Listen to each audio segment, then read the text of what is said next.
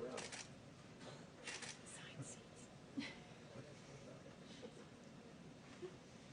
guys are socially distancing. We are. We're trying to practice what we preach. It's called age. That too.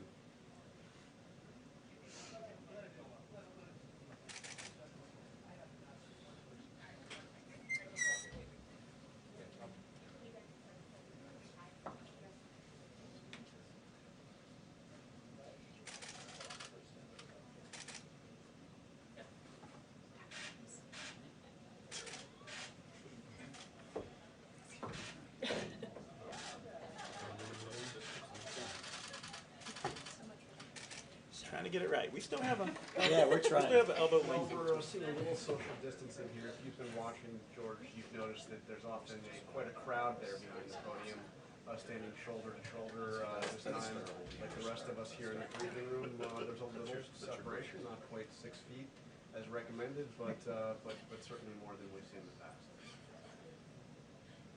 And we will wash our hands when we're done, which is important.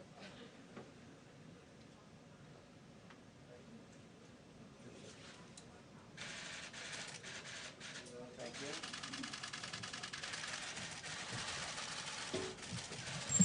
Thank you very much. I think this is going to be a very important conference, and I'll get to that toward the middle, but I have a few things to report, and want to thank you all for being here. And I have to say, I think with social distancing, that the media has been much nicer. I don't know what it is, all these empty, these in-between chairs. You probably shouldn't have anybody sitting behind you either. You should probably go back. But I love it. It's so much nicer. But I shouldn't say that because you'll get me now. Thank you all for being here. And we continue our relentless effort to defeat the Chinese virus. Before I begin, I want to start by announcing that today we are bringing home another American citizen. It was a big thing, very big. Omar Fakouri is on his way back to the United States after being imprisoned in Lebanon since September of 2019. He's battling late-stage cancer. Mr. Fakouri will now be able to receive the much-needed care and treatment in the United States. We've been working very hard to get him freed, and he's finally able to have his entire family at his side. So I'm very grateful to the Lebanese government. They worked with us, and we are very proud of his family. They stood by him so strongly, and they are thrilled. The United States has no higher priority than the safety and well-being of our citizens. We've gotten a tremendous number of hostages out, as you know. I think we're 42-0, and Robert O'Brien, as you know, was our chief negotiator for a large part of it. In fact, did so well that now we have him in a different position. So I want to thank and congratulate Robert and his team, and I want to let everyone know that recovering Americans held captive and imprisoned abroad continues to be a top priority for my administration. We have one young gentleman, Austin Tice, and we're working very hard with Syria to get him out. We hope the Syrian government will do that. We are counting on them to do that. We've written a letter just recently, but he's been there for a long time, and was captured long ago. Austin Tice, his mother's probably watching, and she's a great lady, and we're doing the best we can. So, Syria, please work with us, and we would appreciate you letting him out. If you think about what we've done, we've gotten rid of the ISIS caliphate in Syria. We've done a lot for Syria. We have to see if they're going to do this. So it would be very much appreciated if they would let Austin Tice out immediately. As you know, my administration is working every day to protect American people and the American economy from the virus. Yesterday, I signed into law a critical support for American workers, families, and small businesses. It's a big thing. We're providing sick leave and family medical leave to those affected by the virus and more help is on the way as we speak. Our entire team, headed by Secretary Mnuchin, is on the Hill. We're working with Democrats and Republicans, and there's a lot of goodwill going on. This was something that happened that was, some people would say, an act of God. I don't view it as an act of God. I would view it as something that just surprised the whole world. And if people would have known about it, it could have been stopped in place. It could have been stopped right where it came from, China. If we would have known about it, if they would have known about it. But now the whole world almost is inflicted with this horrible virus, and it's too bad. It's too bad, because we never had an economy as good as the economy we had just a few weeks ago. But we'll be back, and I actually think we'll be back stronger than ever before, because we learned a lot during this period of time.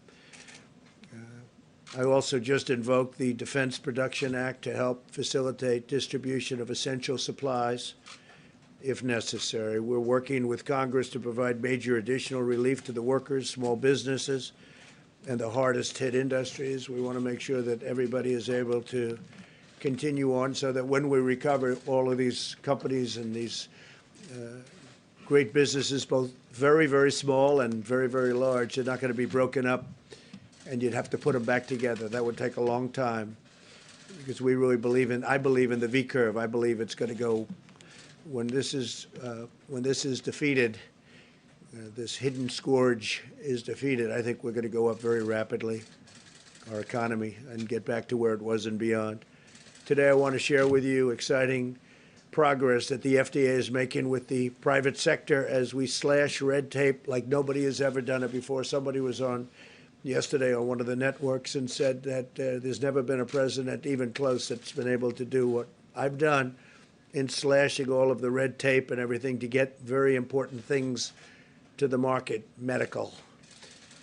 So we slash red tape to develop vaccines and therapies as fast as it can possibly be done, long before anybody else was even thinking about doing this. And as you know, earlier this week, we began the first clinical trial of a vaccine candidate for the virus, and that was launched in record time. It was just a few weeks, and that would have taken years to do, not so long ago. As we race to develop a vaccine, we're also pursuing antiviral therapies, and that's what really we're going to be talking to you about today. That's the purpose of being up here today. And to me, that's even more important. The vaccine, by its nature, you have to have long tests, because you have to make sure what goes into somebody's body is not going to do destruction, do bad things. So you need long tests. And they're doing great with the vaccines, but it's still a long process. But the therapies are something we can move on much faster, potentially. And the treatments that will be able to reduce the severity or duration of the symptoms, make people better. Essentially, we're looking at things to make people better, or at the very earliest stages, they wouldn't even know they had it. And that's where I believe it's going to work even the best. The FDA Commissioner, Stephen Hahn, who's with us, he's fantastic. And he has been working 24 hours a day. He's been, he's worked like probably as hard or harder than anybody in the group, other than maybe Mike Pence or me. And what the FDA is doing is incredible. They've done things in times that were not even thinkable. And I've directed the FDA to eliminate outdated rules and bureaucracy, so this work can proceed rapidly, quickly, and I mean fast. And we have to remove every barrier. There were a lot of barriers that were unnecessary. And they've done that to get the rapid deployment of safe, effective treatments. And we think we have some good answers. We'll find out very, very soon. Clinical trials are already underway for many new therapies, and we're working on scaling these to allow many more Americans to access different drugs that have shown really good promise. We've had some really good promise. We will do so in a way that lets us continue to collect good data to know which medicines are safe and which medicines are working the best. We have a couple that we're in really good shape on, and that's for immediate delivery. Immediate, like as fast as we can get it. The FDA has also approved compassionate use for a significant number of patients. You know what that means. We're also reviewing drugs that are approved abroad or drugs approved here for other uses. And you know, one of the things that I'm most proud of that I got was right to try. That's where somebody who's ill, somebody who's very sick, terminally ill usually, in past administrations, we signed this a year and a half ago. You wouldn't be able to even think about getting any of the drugs that may be showing great promise now. And they've been trying for many decades to get this approved. And it sounds simple, but it's not, because there's liability involved and lots of other things. And I was able to get it approved working with Congress, right to try. This is beyond right to try. What we're talking about today is beyond right to try. Right to try has been, by the way, a tremendous success. People are living now that had no chance of living, where we take treatments that would, things that would have to go through years of a process. And if somebody was terminally ill, and I would say, why wouldn't they be able to try this? They'd go to Asia, they'd go to Europe, they'd go all over the world to try and find something. Or some people, if they had no money, would go home to die. They'd go home to die. They had no hope. Right to try has been an incredible success. But this is beyond right to try. If treatments known to be safe in Europe, Japan, or other nations are effective against the virus, we'll use that information to protect the health and safety of American people. Nothing will stand in our way as we pursue any avenue to find what best works against this horrible virus. Now, a drug called chloroquine, and some people would add to it hydroxychloroquine. So chloroquine or hydroxychloroquine. Now, this is a common malaria drug. It's also a drug used for strong arthritis. Somebody has pretty serious arthritis. Also uses this in a somewhat different form. But it is known as a malaria drug, and it's been around for a long time, and it's very powerful. But the nice part is it's been around for a long time. So we know that if things don't go as planned, it's not going to kill anybody. When you go with a brand new drug, you don't know that that's going to happen. You have to see, and you have to go long test. But this has been used in different forms, very powerful drug in different forms. And it's shown very encouraging, very, very encouraging early results. And we're going to be able to make that drug available almost immediately. And that's where the FDA has been so great. They've gone through the approval process. It's been approved. And they did it. They took it down from many, many months to immediate. So we're going to be able to make that drug available by prescription or states. I spoke with Governor Cuomo about it at great length last night.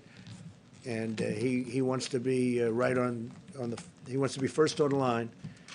And so I think that's there's tremendous promise based on the results and other tests. There's tremendous promise. And normally the FDA would take a long time to approve something like that, and it was approved very, very quickly, and it's now approved by prescription.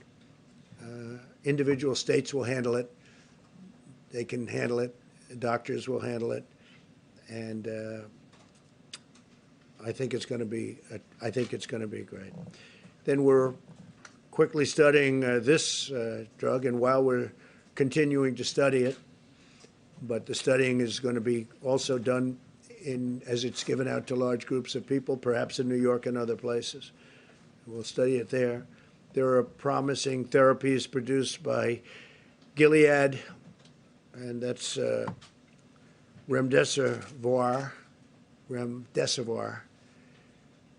and that's a drug used for other purposes that's been out and it's had very good results for other purposes, but it seems to have a very good result having to do with this virus. And that drug also has been approved, or very close to approved in that case, by the FDA. And I can't tell you how much we appreciate what the FDA, these people are incredible patriots, and the job that Stephen Hahn is doing, Dr. Hahn, who's one of the most respected doctors in the country, by the way, where we took him. I said, "You sure you want to do this?" Now, we didn't know that this was going to be in the playlist, what happened here, but he really has stepped up to the plate. Wherever you are, where is he? You really have. I shake his hand, but I'm not supposed to do that. Get in a lot of trouble if I did that. But he's been fantastic, and I thank you, Doctor. He's going to speak right after I'm finished. So, Regeneron, again, is a company that's done fantastically well, as I understand, with Ebola and some other things. Great company. And they're looking at some very promising events also. So you have remdesivir, and you have chloroquine and hydroxychloroquine. So those are two that are out now, essentially approved for prescribed use. And I think it's going to be very exciting. I think it could be a game changer, and maybe not. But I think it could be, based on what I see, it could be a game changer. Very powerful. They're very powerful. So I want every American to know that we're doing everything we can, and these actions are important next steps. I mean, for the FDA to act the way they acted with this kind of speed is an incredible thing. Normally they'd say, well, we can have it by next year, or we can have it in 2 years from now. You understand, this is the way. Normally it's like years and years and years. They had it immediately, based on the fact that it's been used for other things, totally unrelated things. We believe these therapeutics and others under evaluation right now will be able to provide relief to many Americans. We really hope that's going to be. This could be a tremendous breakthrough, And we will work toward a much-needed vaccine in the future, as I said. And what we're doing with the FDA is so exciting in so many other fields. So many things are happening. It's a very exciting time for medicine. And we appreciate that the American public has pulled together. They're really staying home. And I think there's tremendous spirit in this country right now. It's spirit like a lot of people have not seen. People have not seen anything like it for a long time. And that means Democrat, Republican, they're pulling together. I hope everything's going good on the Hill. Maybe I shouldn't say this until I check out what's going on, because you never know. But I think there's a great spirit where the Democrats, the Republicans, and everybody else are getting together and they're trying to get things done. But most importantly, the American public has been incredible. We took the best economy we've ever had, and we said, stop, you can't work. You have to stay home. You know, there's never been a case like this. Normally, you pay a lot of money to get things going. Here's a case where we're paying a lot of money to stop things because we don't want people to be together so that this virus doesn't continue onward. So there's never been anything like this in history. There's never been. Nobody's ever seen anything like this. But we're doing the right thing. We have to get rid of. I mean, our big war is it's not a financial war. It's a war, and it's a medical war. We have to win this war. It's very important. With that, I'd like to just introduce Dr. Stephen Hahn. And again, I'd like to send back with Stephen our thanks to all of the people working in the FDA who are fantastic, talented people. We appreciate it very much, everything you've done, especially the speed that you got these two elements, these two very important drugs passed. Thank you very much. Thank you, Mr. President. I want to thank you for your leadership during this coronavirus outbreak, and thank you for the kind words about the FDA staff. We have 10,000 scientists, doctors, and others, and more than that, working around the clock to aid the American people in this fight against the coronavirus, and those words are very much appreciated, sir. Thank you. So before the President nominated me and I was confirmed as Commissioner of Food and Drugs, I was a cancer doctor. And I've sat across from countless number of patients and had to talk to them about their diagnosis and their treatment. And one thing that was really important is to provide hope. I have great hope for how we're going to come out of this situation. What's also important is not to provide false hope, but to provide hope. And as a doctor, that's the way I come to this.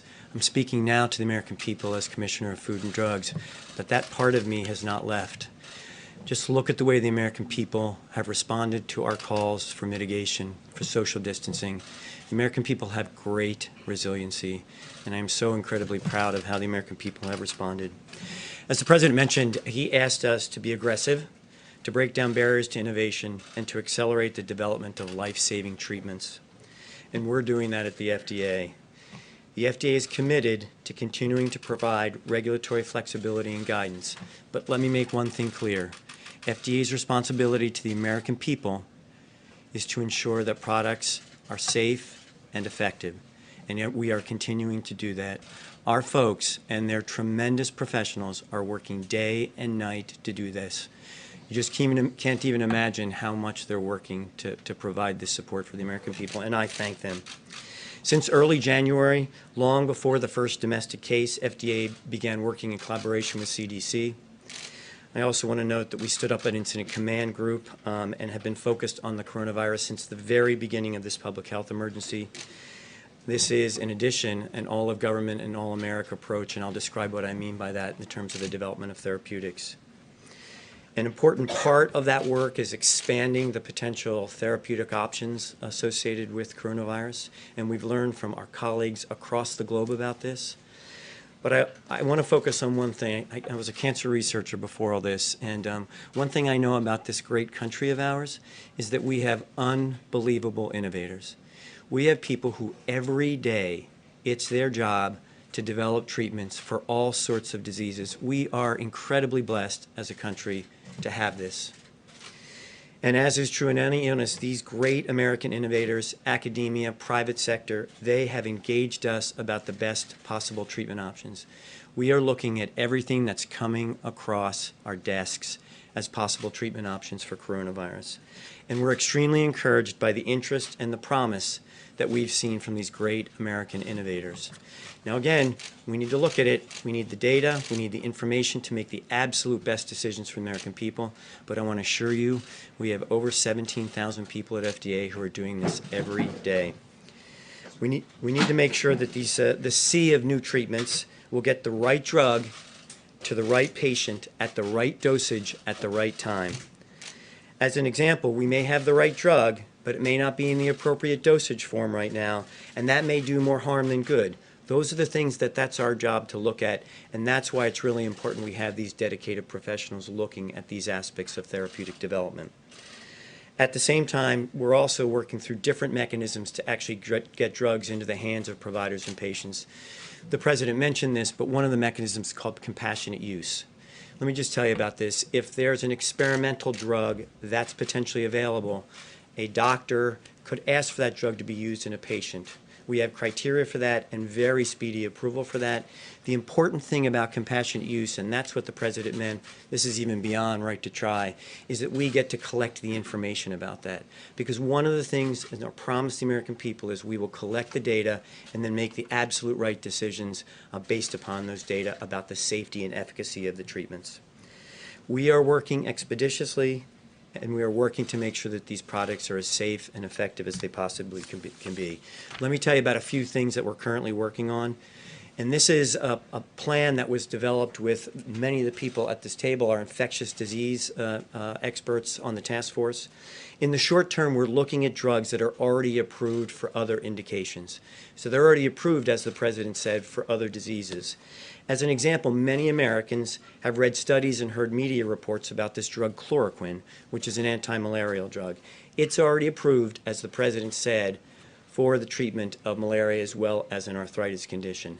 That's a drug that the President has directed us to take a closer look at as to whether an expanded use approach to that could be done to actually see if that benefits patients. And again, we want to do that in the setting of a clinical trial, a large, pragmatic clinical trial, to actually gather that information and answer the question that needs to be answered and asked and answered. Let me give you another example. There's a cross-agency effort about something called convalescent plasma. This is a pretty exciting area. And again, this is something that we have given assistance to other countries with as this crisis has developed. So FDA has been working for some time on this. If you've been exposed to coronavirus and you're better, you don't have the virus in your blood, we could collect the blood. Now, this is a possible treatment. This is not a proven treatment. Just want to emphasize that. Collect the blood, concentrate that, and have the ability, once it's pathogen-free, that is virus-free, be able to give that to other patients, and the immunoglobulins, the immune response, could potentially provide a benefit to patients. It's another thing that we're looking at. Over the next couple weeks, we'll have more information that we're really pushing hard to try to accelerate that. That's in the sort of more medium short term, and that'll be a bridge to other therapies that will take us 3 to 6 months to develop. And this is a continuous process. There is no beginning and end to each of this. This is, we're pushing this through.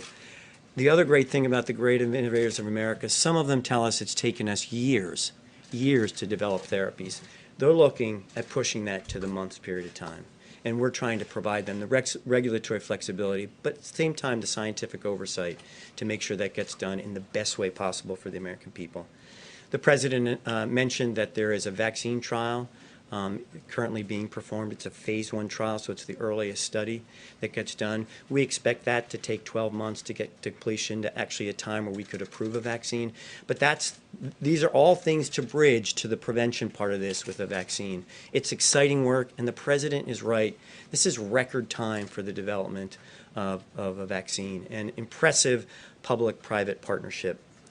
The FDA's efforts to facilitate the development of these products are focused on ensuring timely access while also meeting the agency's world-respected gold standard, relying on strong data from clinical trials to determine if an experimental or an off-the-shelf drug that's used for something else can safely and effectively treat patients. We want to assure the American people that FDA is all hands on deck, as the President mentioned, these efforts, and continue to work with interested sponsors to help expedite the work. We remain steadfast in helping to foster the development of safe and effective therapies for COVID-19. Thank you. Thank you, Doctor. Thank you very much. Mike? Talk about the masks. Thank you, Mr. President. The White House Coronavirus Task Force met this morning, and on this very first day of spring, we continue to make steady progress toward President Trump's objective not only to marshal all the resources of the federal government, every state government, every local health official, but also to harness the power of the American private sector, and activities over the last day reflect all of those priorities. Yesterday, the President spoke with America's top physicians and nurses and garnered helpful insights about how we can best serve those who are serving Americans that are dealing with the coronavirus. We also had a productive call with over 5,000 state and local officials explaining the federal government's approach and our strong and seamless partnership with all 50 states and the territories. Last night, as you heard, the President signed the Family First Coronavirus Response Act, which provides free coronavirus testing, paid sick leave, family leave for caregivers, and food assistance for the needy, among a broad range of benefits. And today, as the President indicated, we expect that the Senate will begin work on an economic relief package. Later today, the President and I will meet again in a teleconference with the nation's governors. We will meet at the National Response Coordination Center at FEMA and outline President Trump's decision to have FEMA take the lead in our national coronavirus response. Our nation's response through FEMA will be locally executed, state managed, and federally supported. On testing, we want the American people to know once again that testing is available in all 50 states and is becoming increasingly available literally every hour of the day. Because of the public-private partnership that the President initiated several weeks ago with major commercial labs, I'm pleased to receive a report today that tens of thousands of tests are being performed every day. And with the passage of last night's legislations, state and private labs are now required by law to report all coronavirus testing directly to the CDC, which will give the American public and also give our researchers timely and important information.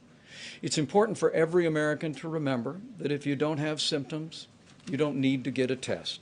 We want to make sure that testing is available for people that are experiencing symptoms or have a genuine concern about having been exposed to someone with the coronavirus. Dr. Birx will address county-level data as well as the progress we've made on testing, and Americans can expect to see how an increased number of cases as our new testing system comes online should not be a cause of concern. She'll explain the importance of taking into account our new testing system as new data arrives over the next several days. On supplies, a priority the President has given to our task force, we continue to work with healthcare providers, businesses, and state leadership to identify available supplies, not merely in the federal stockpile, but much more importantly, available across the private sector.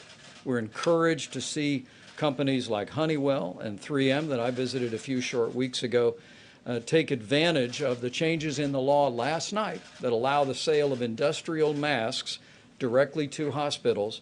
Those companies have now greatly increased by the tens of millions their production of so-called N95 masks that will give our healthcare workers the protection that they need to minister to those that are dealing with the symptoms or the disease of coronavirus. Following the signing of last night's bill, all of those masks now have liability protection, and the companies can sell industrial masks to hospitals.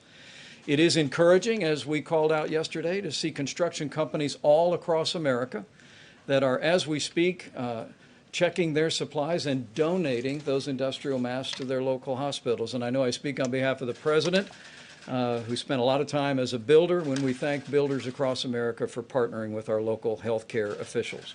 On the subject of ventilators, we're working with healthcare providers around America and suppliers.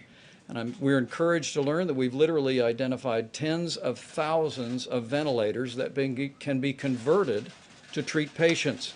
And we remain increasingly confident that we will have the ventilators that we need as the coronavirus makes its way across America. But as we said before, we're all in this together. And before I step away and give the podium back to the President and to Dr. Birx, I want to call every American's attention again to the President's 15 days to slow the spread. We continue to hear one case after another, one city after another, where people are putting into practice the principles that the President outlined this Monday. And make no mistake about it, that while for the American people as a whole the risk of serious illness remains low, these guidelines should be practiced by every American in every community, not only to lessen the spread of the coronavirus, but to protect the most vulnerable among us. And I think Americans from their hearts are not only practicing these principles of social distancing and avoiding social gatherings of more than 10 people, using drive-thrus at restaurants to protect their own health and the health of their family, but they're also recognizing that no American wants to inadvertently convey the coronavirus to someone for whom the consequences could be quite serious. At the President's direction, we'll continue to marshal all the resources of government at every level. We'll be reiterating that strong partnership with America's states this afternoon, with America's governors, pulling all of the private sector energy together, the innovation that you just heard described.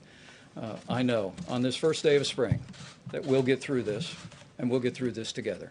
Thank you, Mr. President. Thank you very much. Dr. Chris. Thank you. Thank you, Mr. President. So I know you're watching the data carefully. You can see the dramatic increases in the number of new cases based on our ability to test additional people. And this will continue over the next 2 to 3 days as we begin to have backlogs reduced of the testing. You all have heard the anecdotes of people waiting 5 or 6 days for their test results. We are moving through all of that as well as testing individuals. I really want to applaud the frontline healthcare workers, the nurses and the doctors and the testers that have really prioritized, and the American people who have prioritized those with symptoms. The number of test positives is increasing. That is a dramatically important signature that everybody is doing their job.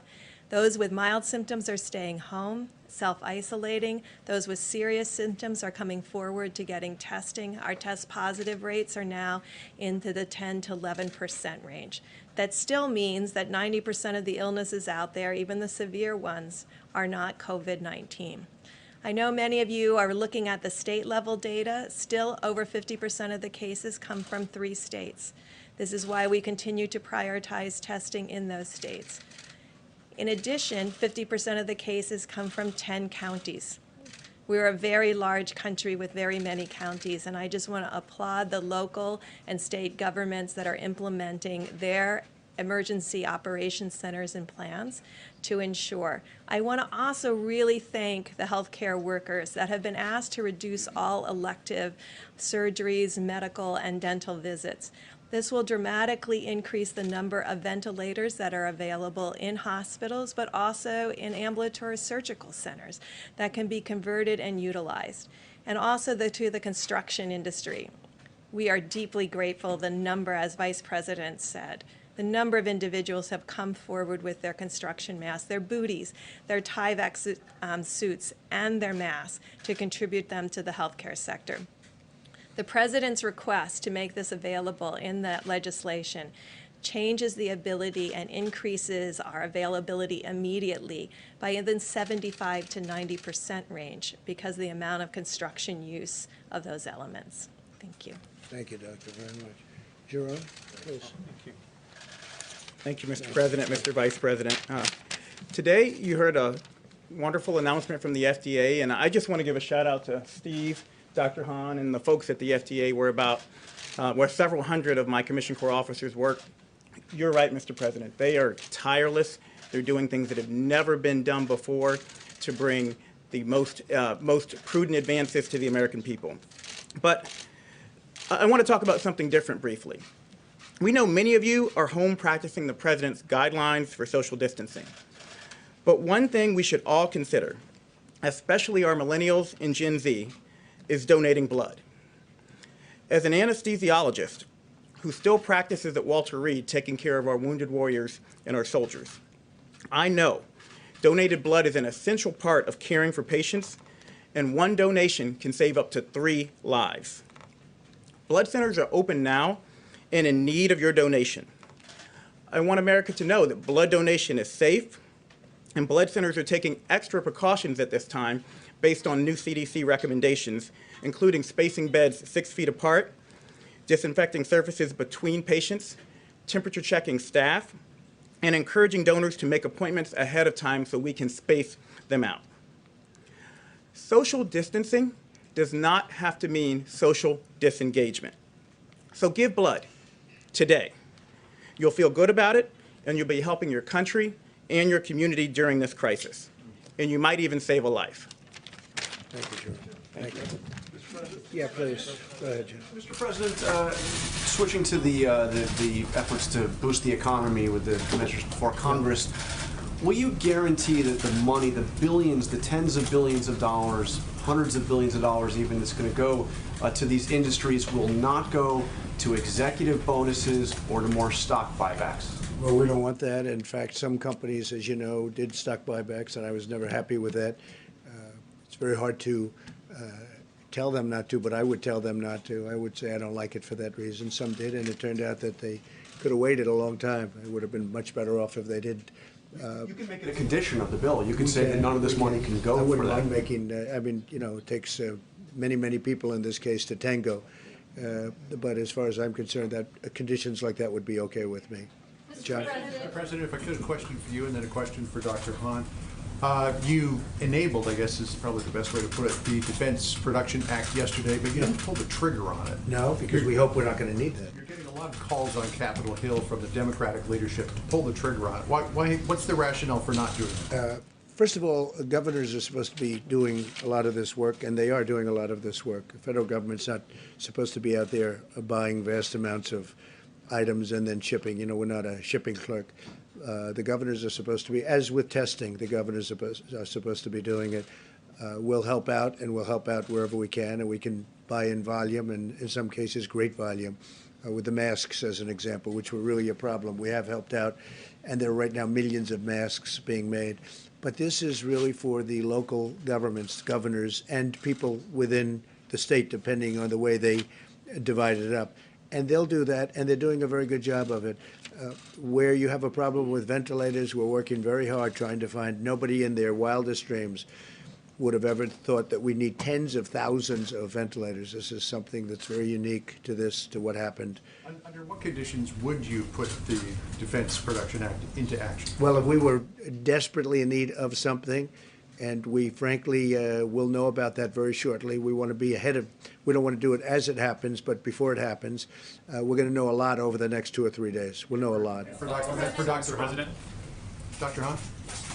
Any idea when remdesivir will be available to the market? And are there any drugs in the pipeline that you believe could qualify for a treatment IND? So with respect to the first question, I'm prohibited by law to disclose confidential commercial information. What I can tell you is we're working very closely with the company on this, and we'll have additional information. They will relatively soon. Yes, there are drugs in the pipeline. We're looking at everyone. Everyone on this dais gets calls every day, as do all of our people at the FDA, about potential therapeutic options. We are looking at every single one of them. Mr. President, 2 questions for you. One on coronavirus, but just really quickly, are you confirming that Austin Tice is still alive? No, I'm not, but we're trying to find that out. This has been going on for years. Many years they've been trying to find Austin Tice. He was in Syria, as you know. His mother is an incredible woman. And I'm doing it for him, but I'm doing it for his mother. His mother's an incredible woman who's desperate to find her son.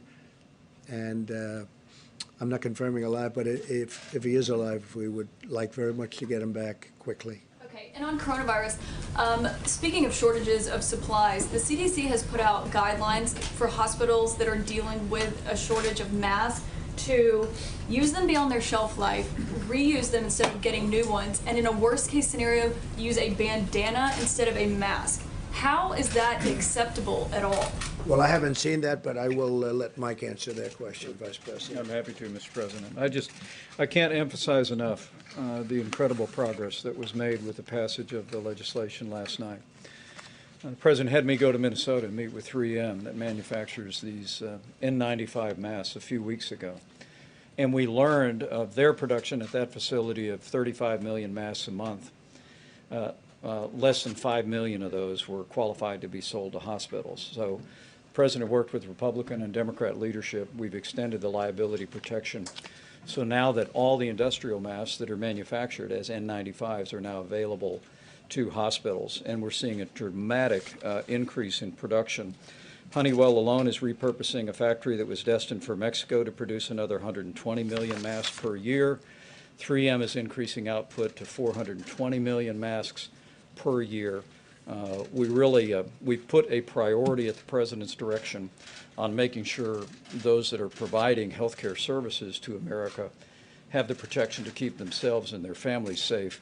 And with the legislation last night, with the incredible response among these great private sector companies, and as we mentioned repeatedly, with construction companies around America heeding the President's call to donate their industrial masks to hospitals, it's happening all over America, we know we'll meet that need. But when will those be ready? Isn't that How kind of many sad they have to masks use are a being big... made, and when will they be ready, or at least we start getting them ready? Well, as I mentioned, 3M is increasing their output to 420 million a year. At production in January, they make 35 million per month at that facility. And we're prioritizing the distribution of those. But the other thing, and we'll emphasize this with governors this afternoon, is we're working with governors to make sure that the healthcare providers, the hospitals, and the clinics in their state are placing orders now that this tremendous increase in supply, particularly with industrial masks, is now available. We're going to make sure they understand that the supply has greatly expanded thanks to bipartisan legislation and the accomplishment of the president. And the response by these companies is making more masks available. And we're going to make sure healthcare providers are purchasing those. And the federal government will also make sure that our stockpile properly reflects those increases as well. So, on the president's question, when will those masks be ready for? Because they need them like today. They're available now. The 3M facility that I was at told me that in January they went to full production on 35 million masks. The legislative change means that all 35 million of those that started to be produced at full capacity in January can now be sold to hospitals. That's the distinction here.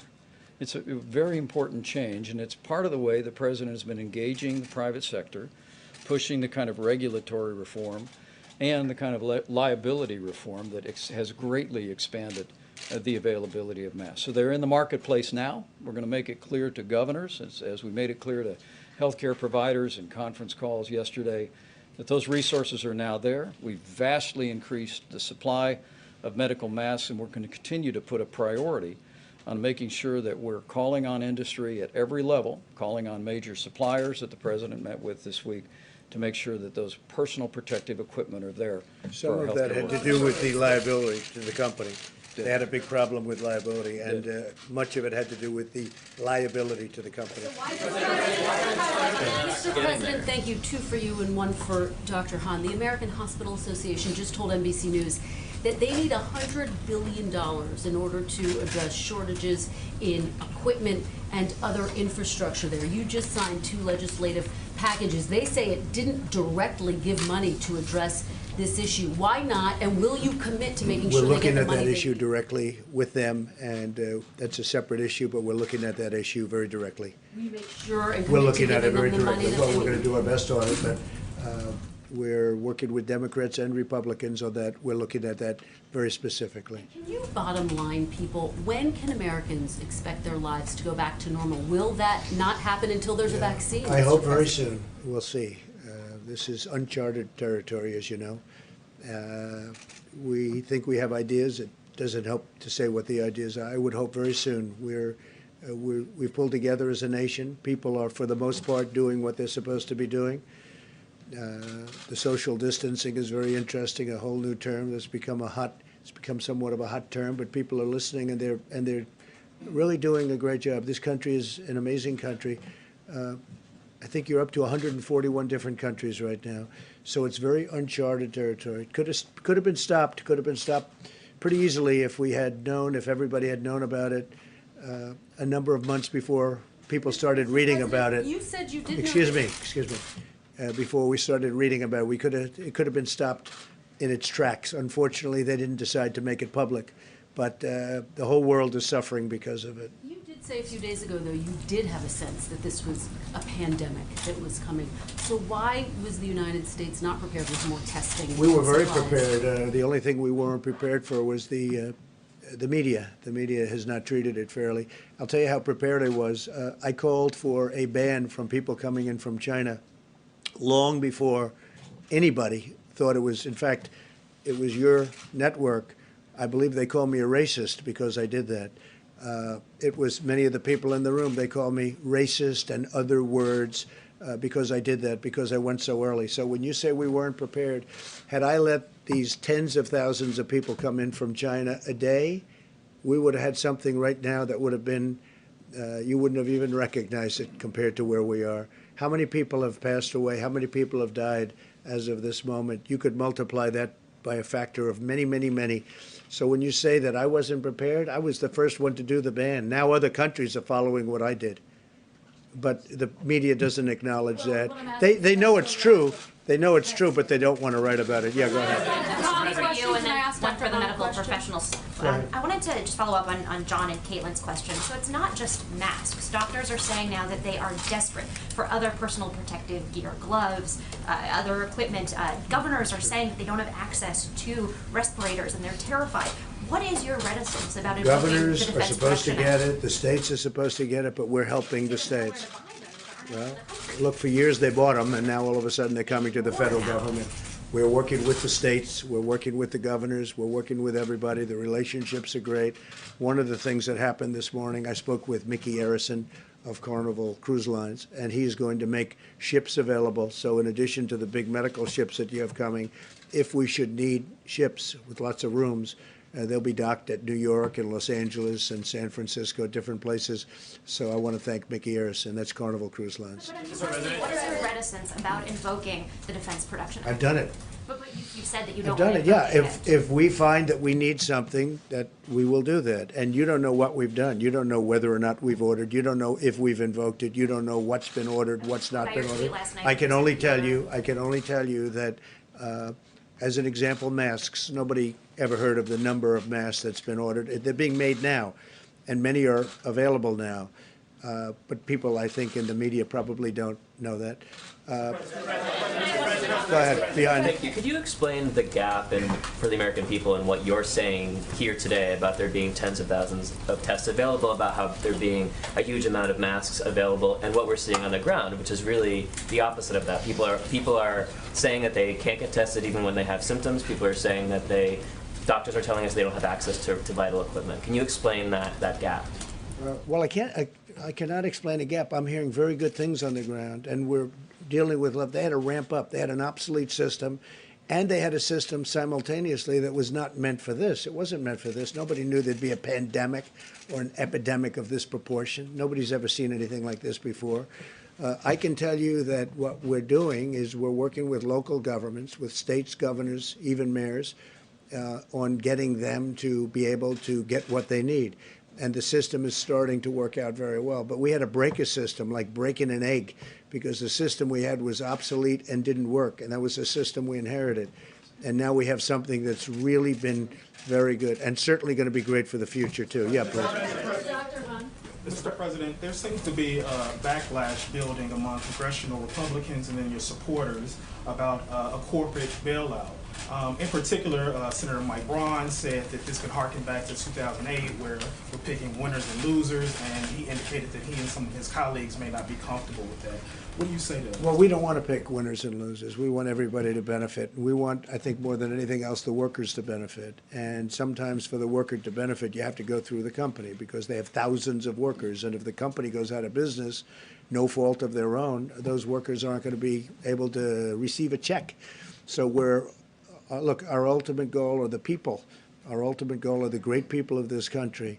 And we will have things worked out, I think, that are going to be very well. It's a very complex formula. You understand that. It's very complex. But it's working out. I think it's going to be very well. I think we're going to have pretty uniform support for it. Please. Mr. President, we're hearing the State Department is going to put out an advisory telling Americans not to travel overseas at all. Are you putting in an overseas travel ban? We're speaking with the State Department later. I can't say right now because I haven't had the meeting yet. Thank you, President Trump. I wanted to ask Dr. Hahn about today's announcement, if I could. Yeah, please.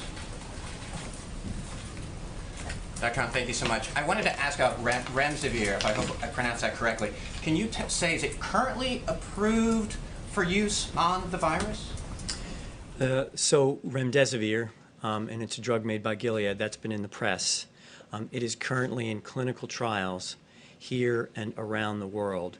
We have also made it available by that approach that I told you called compassionate use, where a doctor could ask the FDA for that. And the really positive thing about that gives it rapidly to a doctor and a patient, but it allows us to collect the data, because what we really need to do is understand what the data and science are in order to make the appropriate decision about safety and effectiveness. So how do you just make sure that it is safe? And I mean, is there any concern at all that it will be safe, considering that it's not going through the normal process and could potentially cause negative effects. Dr. Fauci earlier talked about we do not want to put out anything that could cause negative effects. Is there any concern about those kind of things with this drug? Sir? Yeah, thank you for that question, because I just want to be clear about this. Remdesivir is going through the normal process.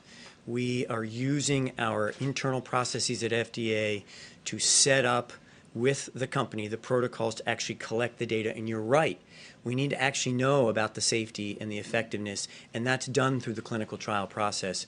So it's those data that are going to inform the decisions that are ultimately made about safety and efficacy. This is an unprecedented situation. This is a really significant time. And one thing that, with the President's leadership, FDA has done is said, okay, how do we approach these extraordinary times with extraordinary measures, knowing that we have a sacred trust with the American people about safety and efficacy, but still at the same time enable these treatments to get into patients, and that's what we're doing. Mr. President, one for you and one for the doctors. How likely is it that the 15-day guidance that you have put through will be extended? I can only tell you on the 14th day, and we'll have to see. We'll have indications later on. Dr. Birx indicated that there are 3 states and 10 counties, if I got that right, where 50% of the cases are focused. Should those areas be doing more measures such as shelter in place? I think they actually are doing a lot. I mean, I know New York is working very diligently, been very strong. I assume San Francisco is one of the areas, and Los Angeles, and state of Washington, obviously, that's one that has to be up there. They're all working very hard to quarantine, or words just about the equivalent of quarantine. And what is your plan, sir, for government workers? Are you moving for the government as well to start doing more teleworking? We are, and we're using the medical term of telemedicine, and it's been incredibly busy and really, where people don't have to, I mean, some people can't do it anyway. They can't get up, they can't see a doctor. But we're using this, and it's been telehealth, different names, and I will tell you that it's been really successful. It's helped a lot of people out where they don't have to, and they can't, and even from a safety reason, if they are positive, if they are feeling poorly, they can't do it, or we don't want them transmitting anything to anybody else. Mr. President, if I could, on China, they reported for the first time since the outbreak no new cases over a 24-hour period. Do you have any reason to disbelieve them? And second to that, the National Security Council yesterday put out a tweet very critical of the Chinese government, saying the Chinese Communist Party suppressed initial reports on the Chinese virus and punished doctors and journalists, causing Chinese and international experts to miss critical opportunities to prevent a global pandemic. Could you expand? Well, it would have been much better if we had known about this a number of months earlier. It could have been contained to that one area in China where it started. And certainly the world is paying a big price for what they did, and the world is paying a very big price for not letting them come out. Everybody knows that. We all know that. As far as believing what they're putting out now, I hope it's true. Who knows? But I hope it's true. I really do. Quickly, a question for you, and then also for the doctor, if possible. You've been talking about China quite a bit, and you've been talking about the Chinese virus. How if you had heard about this on day one and had more information, possibly you could have stopped it. Big difference. Are you thinking about any types of repercussions for China, and are you also rethinking sort of the supply lines for our manufacturing industry? I don't want to comment on that right now. Yeah. Mr. President, I have a question for you and also a question for Dr. Birx. If you, American workers across the country are losing their jobs at an unprecedented rate, and your former economist said we could see some of the worst job numbers ever.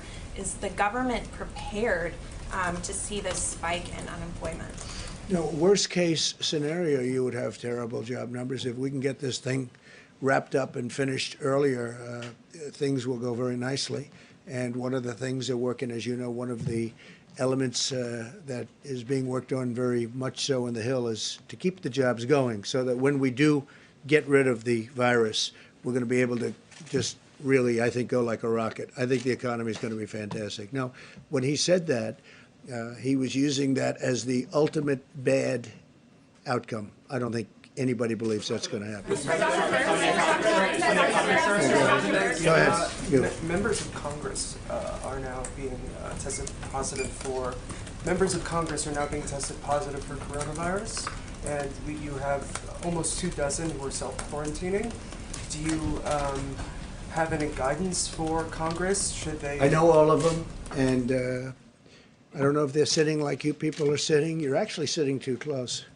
We should probably get rid of about another 75, 80% of you. I'll have just 2 or 3 that I like in this room. I think that's a great way of doing it. We just figured a new way of doing it, but you're actually much too close. You two, you should leave immediately. But look, I know all of them. They tested positive. Hopefully they're all going to get better. And it's one of those things. It's Congress, it's one of those things. Should they keep going to the Hill, or should they? Well, I don't think they're going to the Hill. I mean, I know some where they tested positive. They're in quarantine, and I know Lindsay and many others they didn't test it, but until they got the result, they put themselves in quarantine. A number of people in Congress right now are in quarantine. They don't know the results. When they get the result, they'll either stay there and get better, because people get better. I mean, most people are getting better. Most, by far, you get better. Doesn't mean it's not a tough one. It is a tough one. But no, when many people in Congress have felt not perfect, or they met somebody that wasn't perfect, it turned out to be positive, and they've put themselves in quarantine. And I think Congress has behaved unbelievably well in that regard. Mr. President, on the stimulus, sir, given what is happening to the economy, do you think $1 trillion stimulus is enough? We'll know about that later on. We'll see what happens. It depends how long. So much depends on what's going on in this room in terms of the medical. If we can stop it in its tracks, the virus, it's plenty. If we can't, we'll have to go back and talk. Do you support the idea of the government taking an equity stake in certain companies? I do. I really do. Which companies are you? I'm not gonna say, but I think so. Look, people are coming in for money. In some cases, no fault of their own, but in some cases where they did certain things over the course of the years, including buying back stock. They bought back stock and they paid a high price for it, as it turned out.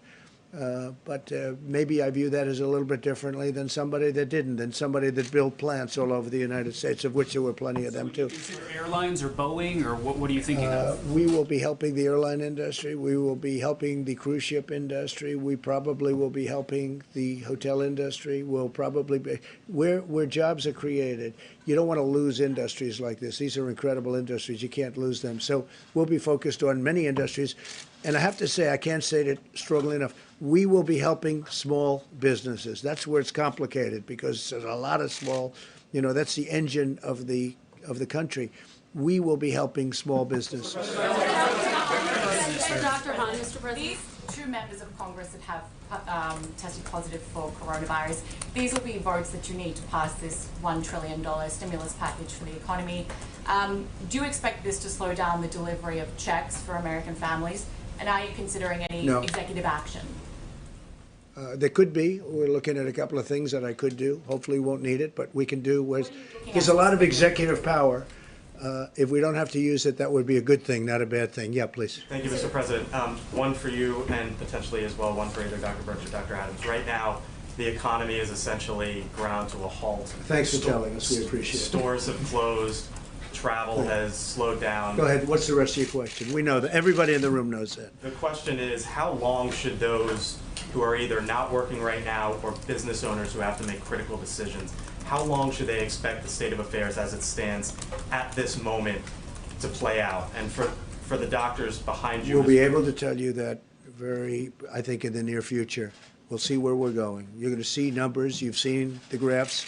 You're going to see numbers, and we'll be able to let you know. I will say that the American public has been incredible for the most part, not in all cases, but for the most part. So you'll be able to see what's happening over the next, as we say, we had a 15-day period. You'll be able to tell a lot in a week or so, not everything, but we'll be able to see over a period of time. And for all the parents that are home right now, and this is a question for Dr. Birx or Dr. Adams, who are caring for their children and are curious as to When might my kids be able to go back to school? What do you think is a realistic timeline? Well, I think all of those decisions are made at the state and local government level, and each state and local government has handled it differently. That's why we put out from the president federal presidential guidance to every single person about what we think is important for the next 2 weeks. And as we look at that data, we'll be able to see if it's having an impact. I think you've all seen the modeling studies. Those were driven by the modeling studies showing that if you add these things together, they have a bigger impact than separately. And so those are part of the decision making. We had a whole group of modelers in yesterday. They're compositing all the data together to look at this carefully, because everyone has those same questions of what the impact will be and what pieces could essentially be removed and you still have the same level of impact in decreasing the spread of the virus. The absolute key to this, though, is every single American looking at the president guidelines and taking it seriously. The acts of selflessness that I am seeing are so impressive across the board.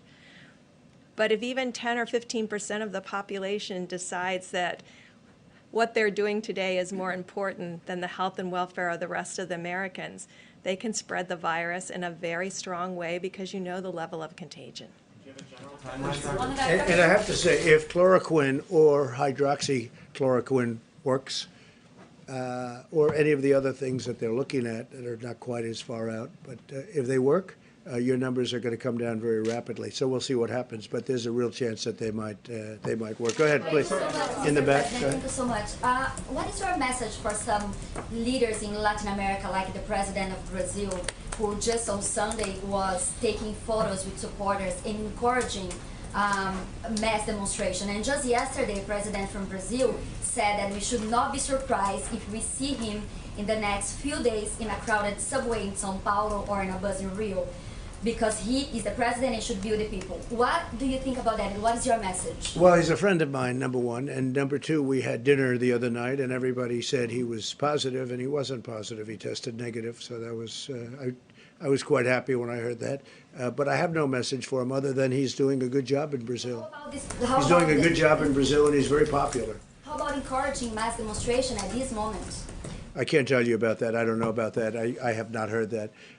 He's doing a very good job. Brazil was very troubled before he got there, and the people love him and it's popular. I think he's doing a very good job. Mr. President, there are Americans who were traveling abroad and were essentially stuck, unable to come home. We spoke to a group of 10 women who, Americans. 10, Where? Well, we spoke to 10 American women who were in Morocco, for instance. All the flights have been canceled. Their hotel is shutting down. They literally have no place to stay and no way to get home. They are asking you, they're asking the administration, the U.S. government for help. What can be done? We know about it. We have groups. We have a group of young people in Peru, and we're working on taking care of that with the military. So military evacuation? Yeah, we're looking to take, no, not evacuation. We're trying to get them out, and, they got caught. They were late with their flights. We gave them a period of time. They didn't make it, but we're looking to get them out with military, probably through the military. We have a group of young people, I think young men or young people, could be women also with them, from Alabama, the great state of Alabama, and they're in Peru, and we're working on that right now, trying to get them out. It's a large group. It's about 300. We're going to work it out. Jeff? Mr. President, two sort of foreign policy related questions. In your talk with the G7 leaders earlier this week, did you discuss together ending or postponing the Olympics? Yeah, we did discuss it. As you know, Prime Minister Abiy was on the call, and that's a big decision for him, and we don't know what his decision is, but we'd live with his decision. It's a tough situation. They've done an incredible job. Japan has done an incredible job on building the venues, getting them built. You've seen so many Olympic venues that have been a disaster over the years, where they cost 5 times more than they were supposed to. They weren't ready on time. Japan has been just the opposite. They built it beautifully. They built it for what it was supposed to be built for. But then he got hit with the same thing that the rest of the world got hit with unexpectedly. He has told us that he has not made a decision as to what to do. And also on foreign policy, have you spoken to the leaders of Saudi Arabia or Russia and encourage them to stop this glut of oil that is affecting the market? Well, the one thing I will tell you is that from the standpoint, you always get a little bit torn because, you know, until we became the leading producer, I was always for the person driving the car and filling up the tank of gas, and you'd have gasoline, and the prices were, if they were too high, I would always raise hell with OPEC. And I was always somebody that likes it. I never thought I'd see 22 and 24 and $28 a barrel, but that's what we have. And in one way, our consumer is very much helped. It's like a massive tax increase. That's bigger than any tax decrease that you could give. You know, we can give all these big tax cuts, but they're paying so little for gasoline. But on the other hand, it hurts a great industry and a very powerful industry. So I spoke with numerous people that have a lot to do with it, and we have a lot of power over the situation, and we're trying to find some kind of a medium ground. You know, it's very devastating to Russia because when you look, I mean, their whole economy is based on that, and we have the lowest oil prices in decades. So it's very devastating to Russia. I would say it's very bad for Saudi Arabia, but they're in a fight. They're in a fight on price. They're in a fight on output. And at the appropriate time, I'll get involved. Yeah. And forgive me if I missed it. What will the Carnival cruise ships be used for? Well, Mickey called up and he said, if you need them, and we haven't said yes, I'll call Governor Cuomo. I'll call Gavin Newsom, governor from California. I'll call a few of the other governors. They're going to bring it up today because we're meeting through telephone, telephonically, as they say, in a little while at FEMA. I'm going over to FEMA from here. You're thinking increased hospital beds? Well, you can increase places to stay. Let's say places to stay, if it works. I mean, you know, I don't know, maybe people won't want them. But he made the offer. It was a very generous offer. And he said that he has some ships that would be ideally suited for what we're doing. And certainly they have a lot of rooms. They're big and they have a lot of rooms. So we appreciate it from Carnival. At what point in the future will any American who wants a test be able to get a test? Because you're talking about not needing a test right now if you're not showing any symptoms, but a lot of not needing the test, or only getting tested if you're showing symptoms. But a lot of this.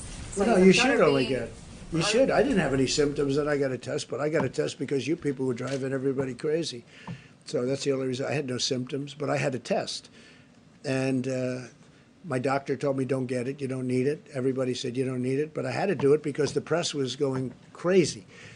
And then after I got it, they said, you shouldn't have gotten it, you had no symptoms. You know, the whole thing. So in other words, if you get it, it was no good. But I'm a unique case, unfortunately. But no, people that don't show symptoms and people that have doctors that say they shouldn't get it, I would rely on that. Yeah, I would rely on that. Mr. President, thank you. Mr. President, thank you. I have two questions. Do you consider the term Chinese? OAN. Yes, sir.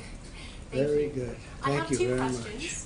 You treat me very nicely. Do you consider the term Chinese food racist because it's food that originates in China or it has Chinese? No, I don't think it's and racist. On that note, I don't think it's racist at all. On that note, major left-wing news media, even in this room, have teamed up with Chinese Communist Party narratives, and they're claiming you are racist for making these claims about Chinese virus. Is it alarming that major media players just to oppose you are consistently siding with foreign state propaganda, Islamic radicals, and Latin gangs and cartels, and they work right here at the White House with direct access to you and your team? It amazes me when I read the things that I read. It amazes me when I read the Wall Street Journal, which is always so negative. It amazes me when I read the New York Times. Is not even, I barely read it. You know, we don't distribute it in the White House anymore, and the same thing with the Washington Post. Because, you see, I know the truth. And people out there in the world, they really don't know the truth. They don't know what it is. They use different slogans and different concepts for me almost every week, trying to catch something. Last week it was, oh, chaos. You see me, there's no chaos. I have no chaos. I'm the one telling everybody to be calm. There's no chaos in the White House. We have unbelievable professionals. It's really, I mean, I think I came up with the term. I hope I came up with the term, but it is fake news. It's more than fake news. It's corrupt news. They write stories without calling anybody. They write a story today. I had a couple of stories where they never call me, ever, that I know of. At least nobody tells me. They'll write a story about me without even asking my opinion on something. It's totally fake. I've never seen, I mean, there is a story in the Wall Street Journal today about, about how we've done a phenomenal job on this. The governors are even Gavin Newsom, who, I'm usually fighting with over the fires, and I think you should do a different kind of a job in the forests and lots of things. We argue a lot. But Gavin Newsom's been very, very generous. Andrew Cuomo's been really very generous. I mean, they're saying we're doing a great job, and everybody's saying. But then you'll read this phony story in the Wall Street Journal, or the Washington Post is going wild lately. I don't know what happened to them. I guess something happened, like we don't call them back or whatever. But the Washington Post, these are very dishonest media sources. They're very dishonest. And you know what? Someday, hopefully in 5 years, I won't be here, and that'll be fine. I will have done, I think, a great job, because I don't think anyone's done as much in 3.5 years as I've done. I don't think, and the administration. This administration's done a great job. But the press is very dishonest. But more than dishonest, they're siding with state propaganda. Well, I think they do. I mean, they are siding with China. They are doing things that they shouldn't be doing. They're siding with many others. China's the least of it. So why they're doing this, you'll have to ask them. But if we had an honest media in this country, our country would be an even greater place. So, ladies and gentlemen, thank you very much. We are very excited about. Specifically what we talked about with the chloroquine. I think it could be something really incredible. It could totally depress the times that we had mentioned. Wait, excuse me.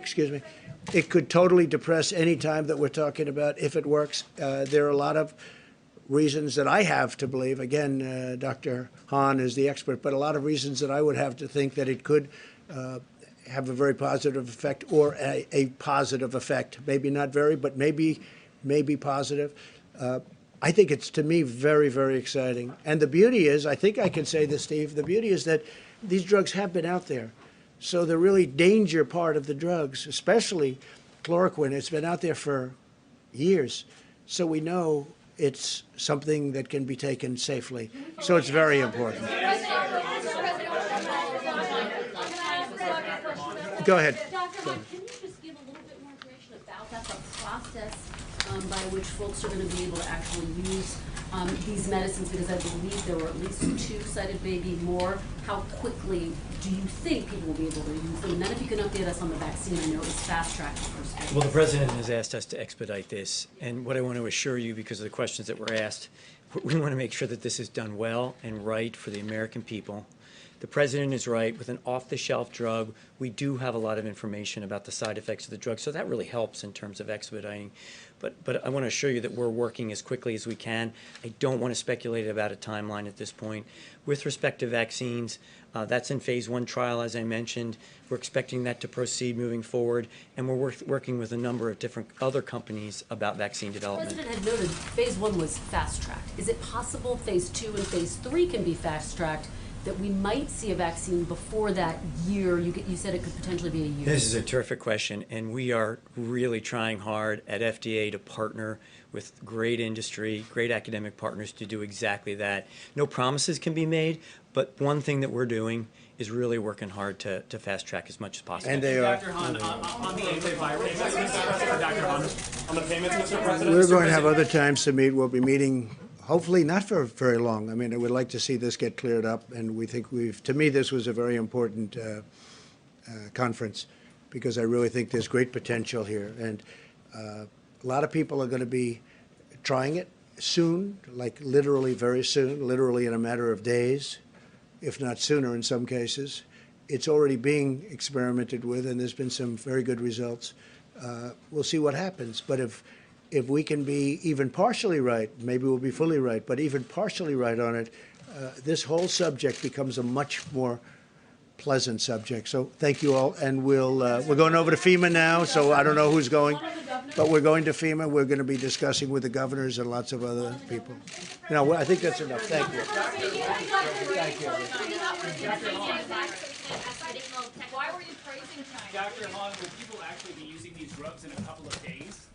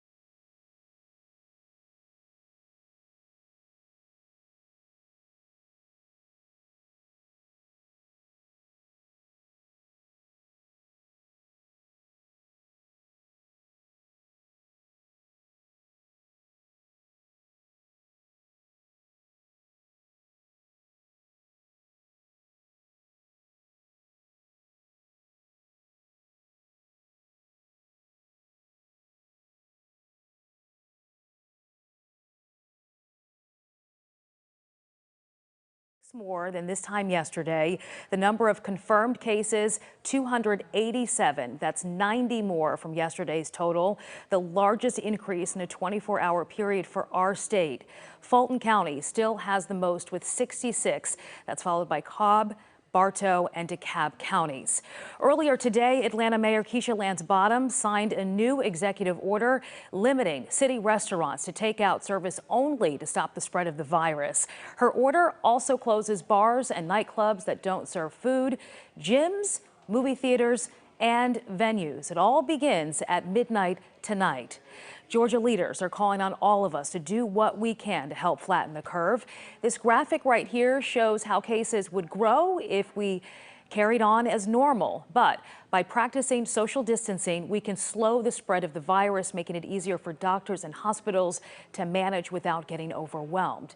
To help achieve this, one city in our area is issuing a curfew. Nick Sturdivant, live in the city of South Fulton. Nick, what does all of this mean?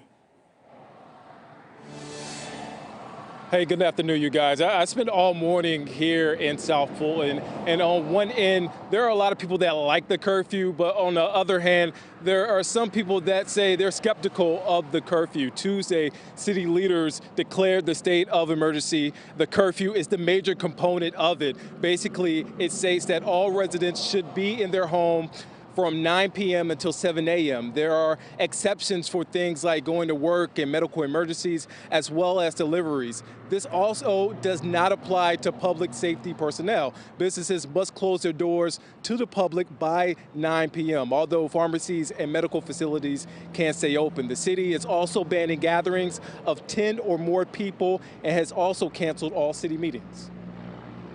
I mean, it makes sense. You know, people are afraid of people right now. Even if it's sniffles, if you got a cough, everybody's freaking out, you know what I'm saying, especially me. I think it's an agenda behind all of it, to be honest with you. I just think they're doing what they think they know to do. What's a better place than to put you in a place where you can't make a move? And as you guys heard, there's some very strong opinions from people that live here in South Fulton. I want to read a statement from Mayor Bill Edwards. He said yesterday, some residents will like the plan and others may not, but we must take action to ensure the safety of our residents. Some big changes happening everywhere. Nick, thank you so much. So what happens to those who test positive for the virus but don't require hospitalization? Mara Siriani explains how an old hotel is now being turned into a quarantine site.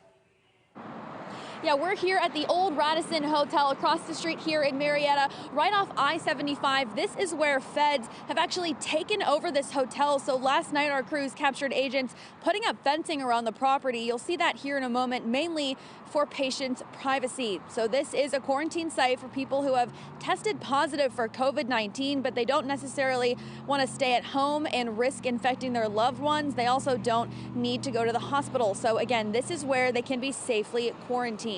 Now, as we reported, there are 28 confirmed cases of COVID-19 here in Cobb County. Right now, it's unclear exactly how many people will be housed here at the Radisson. All right, Mara, let's turn it over to Liza Lucas now with some heartwarming news out of all of this. Efforts to hashtag send the love. That's right. In the wake of social distancing, many of us may be experiencing some feelings of separation and isolation. Well, we want to break down those walls. We have hashtag send the love. People have been sharing messages, whether they are birthday wishes. In the case of Joanna, she missed her siblings' birthdays. Others sending out shout outs to colleagues that they miss. Many people working from home. The pictures coming in, the reminder that we are all in this together. Continue to send the love messages, and we're going to be sharing those on air. Shiva. I love it. All right, Liza, thank you. And there are updates on the coronavirus coming in constantly, so be sure to download the 11 Alive News app. We'll send alerts straight to your phone. Also, 11alive.com is the place to go. We know many of you were tuning in at noon to have your questions answered by Dr. Sujatha Reddy. We'll be sprinkling those questions throughout our other newscasts later on tonight and in the morning, so keep sending them in, keep texting us, reach out, let us know what you want to know regarding the coronavirus. We want to thank you so much for watching. Have a great day. Take care.